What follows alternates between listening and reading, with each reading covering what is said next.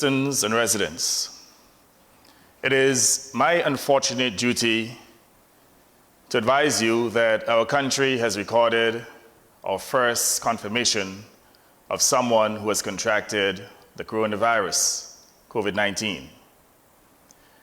I want to emphasize that there is no need for fear or panic arising from this case. The person concerned is in self-isolation at home, and a regime has been put in place today not only to continue such isolation, but also to treat the condition. You will recall that we publicly stated that our health officials had identified 2 persons displaying symptoms that suggested infection with coronavirus. Samples were taken and dispatched to the Caribbean Public Health Agency, CARPHA, in Trinidad for testing. Of the 2 samples, one was cleared, and the other confirmed infection with COVID-19. All of this happened very quickly, and it is a demonstration of how well prepared our health officials are in identifying possible coronavirus sufferers, testing them, verifying samples, and dealing with the case as appropriate. The facts of this case are that on March 10th, a passenger arrived from the United Kingdom aboard a British Airways plane. She went directly to her mother's home that night, and on March 11th, she visited a private medical clinic where the doctors recognized symptoms of the coronavirus and immediately contacted government health officials who took the required samples and sent them to CARPHA in Trinidad for testing. The following day, that is yesterday, the positive results of the tests were returned to Antigua and Barbuda.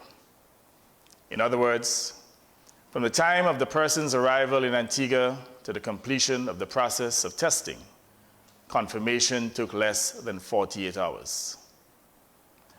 No doubt you're wondering about the possibility that others might have been infected by the subject during the last 2 days.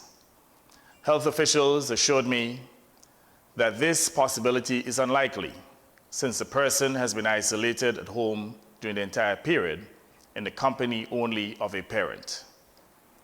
In any event, no stone will be left unturned in testing the parent and other persons with whom the patient and the mother has been in contact. That exercise will be carried out today. In the meantime, the patient and the parent will now be kept in isolation, and treatment of the known case will begin while the parent is tested. You also are aware that I've been saying for some time that it's not a matter of if, but when COVID-19 would reach our shores. It is crossing borders rapidly, and short of closing down every point of entry in both Antigua and Barbuda by plane or boat, there is no way to seal our borders. In any event, our country and our economy live by tourism and by the importation of goods. Sealing our borders was no more possible for us than for any other country in the world. That is why, very early in the development of the coronavirus in other parts of the world, even with our limited resources, my government put in place machinery to bar planes from certain countries, turn away cruise ships with suspected cases, quarantine persons arriving from specific locations, and began testing persons with symptoms. We have also been building special quarantine facilities on the site of the previous Halberton Hospital, which will be operational next week. A vital piece of testing equipment arrives in Antigua shortly, and we expect to have the facility up and running in a few days.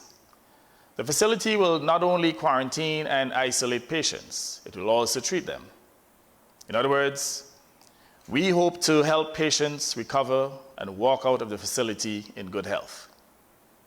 Our health officials will be informing the nation about all the steps they have taken in relation to this patient and the parent later today.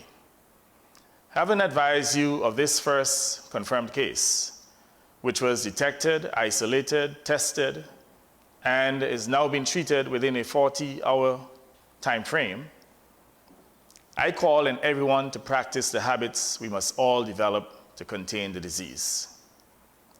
Wash your hands regularly with soap for at least 20 seconds. Do not shake hands. Do not kiss. Refrain from touching your eyes, nose, and mouth. Clean surfaces around you before using them. Avoid crowded places, and keep a safe distance from persons who are coughing and sneezing. Should you need to cough or sneeze, cover your nose and mouth with tissue and safely discard it. As in all things, prevention is better than cure.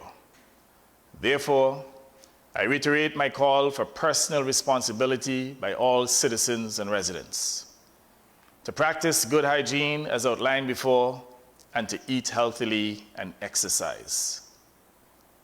We can keep our communities safe and well if each of us exercise personal responsibility to protect not only ourselves, but each other. Please remember that in the midst of all that is happening in the world, we have only one confirmed case. Admittedly, there may be others, but our health facilities and border safeguards are in place. Let us now be sensible in our behavior and be our brother's keeper. Let us conjoin our efforts to prevent the spread of COVID-19 within the domestic population. Our country is still very safe. Considering the challenges of COVID-19 to include economic impact and potential threat to our food security, we have to work diligently and collectively as a nation of one people with a common destiny to confront these challenges.